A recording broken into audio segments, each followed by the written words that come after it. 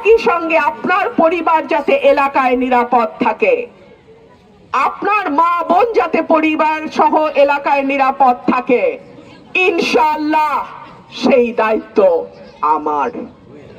আমি আপনাদেরকে অনুরোধ করব, 11 তারিখ বিকাল থেকে 12 তারিখ রাত পর্যন্ত, ভোট গণনা না হওয়া পর্যন্ত আপনারা দয়া করে কেন্দ্র ছাড়বেন না। আপনারা আমার একমাত্র সৈনিক, আপনারা ছাড়া আমার কোনো ওয়ার্ড কমিটি, ইউনিয়ন কমিটি, উপজেলা কমিটি নাই। আপনারা যদি আমাদের ভোট পাহারা না দেন, আমার পাহারা দেওয়ার মতন আর কেউ নাই। আপনাদেরকে অনুরোধ করব, ভোট পাহারা দিয়ে কেন্দ্রে কেন্দ্রে ফলাফল ঘোষণা হওয়ার পর সই দিয়ে আমাকে জানায়া তারপরে আপনারা কেন্দ্র ছাড়বেন, তার আগে না। প্রিয় ভাইরা আমার, খেলায় যখন কেউ গোল দিতে না পারে তখন প্রতিপক্ষকে ফাউল করে।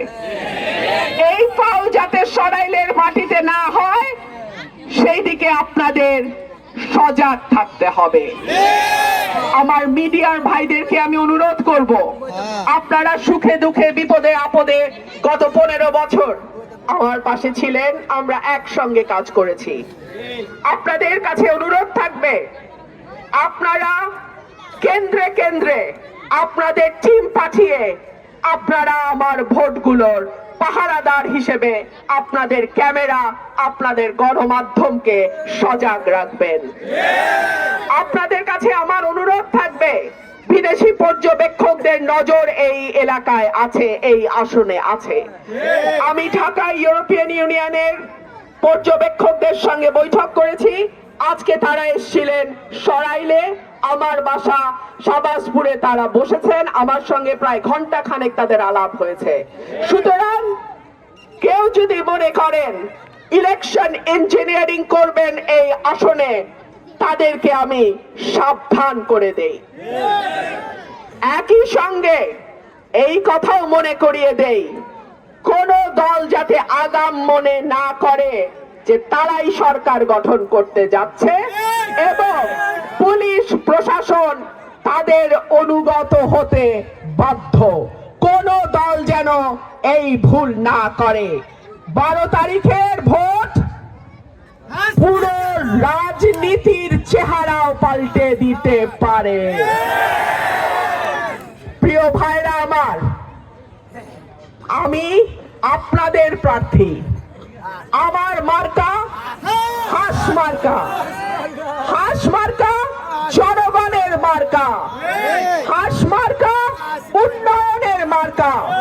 হাঁস মার্কা গণতন্ত্রের মার্কা। হাঁস মার্কা সাহসের মার্কা। হাঁস মার্কা সততার মার্কা। হাঁস মার্কা অন্যায়ের বিরুদ্ধে একা হলেও দাঁড়িয়ে লড়াই করার মার্কা।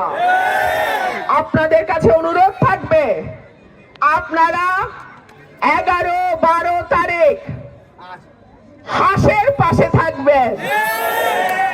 আগামী 5 বছর আমি হাঁসের কান্ডারি হিসেবে আপনাদের সুখে দুঃখে বিপদে আপদে আমি আপনাদের পাশে থাকব, সাথে থাকব।